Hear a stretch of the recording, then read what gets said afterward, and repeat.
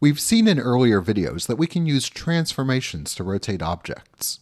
When we rotate a line, we often don't want to simply draw the rotated line, but we actually want to find the x and y values of the points of the line after it's been rotated. It turns out that for the special case of rotating 90 degrees, there's a trick that makes this really easy. And this is great because we often do want to rotate lines by 90 degrees. So this is a very special purpose trick, but a useful one. Here's the general idea. I have a coordinate system and a line that is drawn through the origin. And this is very important. This trick rotates lines around the origin. So if the line passes through the origin and I rotate it 90 degrees, I get this. If the starting line does not go through the origin and we rotate it 90 degrees, we still rotate it around the origin, but we're going to get something that probably isn't quite what you expect. So most of the time when we apply this trick, we are going to use a line that goes through the origin. So here is such a line, and on the end I've drawn a bright red dot. That's because we only need to know one point on the line, because we know the other point is at the origin. So to rotate this line 90 degrees, all I have to do is find the new location of the orange dot. So let's say I want to rotate 90 degrees counterclockwise. That will give me this line. Suppose I rotate the original line 90 degrees clockwise. I'll get this line. Finally, suppose I rotate the original line by 90 degrees clockwise twice.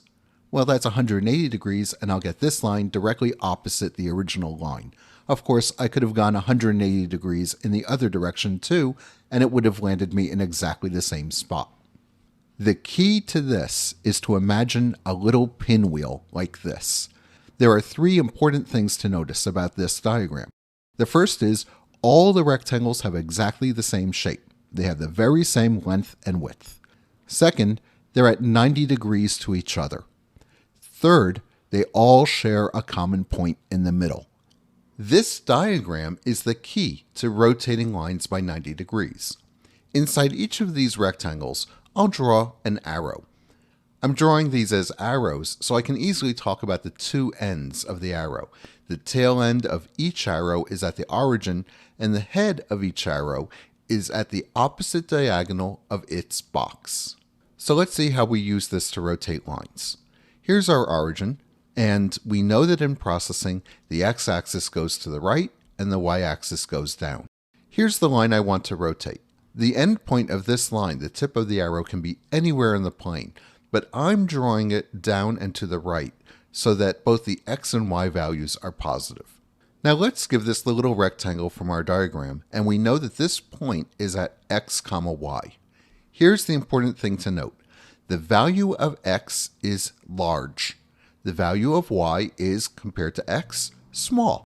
They're both positive, but x is larger. It looks to me in this figure like x is 4 or 5 times bigger than y. Let's use this to find the coordinates of the point in the opposite direction. Well, of course, we can draw the rectangle under this, and it's exactly the same size. It's the same width, it's the same height. So we want to move to the left, that is in negative x, by the large amount, and we want to move up in y, that is in negative y, by the small amount.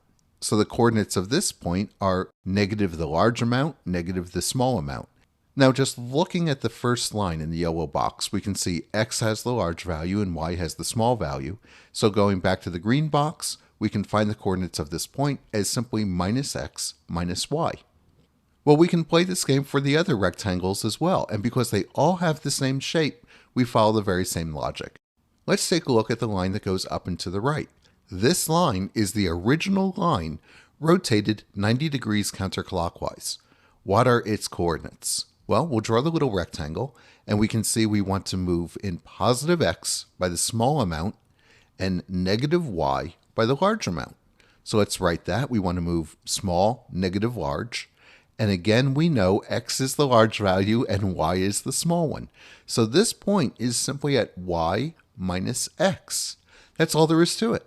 For any line that begins at the origin and ends at xy, you can rotate that line counterclockwise by 90 degrees just by using the coordinates y minus x. Finally, let's take a look at what happens if we rotate the original line 90 degrees clockwise. Well, you know the drill. I'm going to draw the rectangle around this, and I'm going to say I want to move left, or in negative x, by the small amount, and down, or in positive y, by the large amount. So I want negative small comma large. And again, going back to the original line in the yellow box, I know x is the large value and y is the small one. So this point is at minus y x. And this will always work. This diagram is all you need to keep in mind to rotate lines by 90 or 180 degrees. One end is at the origin, the other end is at xy, and the other three lines, rotated 90 degrees clockwise, rotated 90 degrees counterclockwise, and rotated 180 degrees in either direction, will always have these coordinates. You don't have to compute a thing. You just type in y minus x instead of xy, and you've got the coordinates of the rotated point. This is a beautiful little trick. Now you could memorize this diagram, but I recommend that you don't. It's actually much more useful to draw this whenever you need it and go through the little thinking exercise. Not only does that help you build up your geometric intuition, but it also makes sure that you never get confused and accidentally use the clockwise coordinates when you wanted the counterclockwise coordinates. Even though I have done this hundreds or thousands of times, anytime I need to rotate a line by 90 degrees, I get a little piece of scratch paper and I scribble out this diagram. It takes a second, and then I'm absolutely sure which values of x and y I want to use in my program.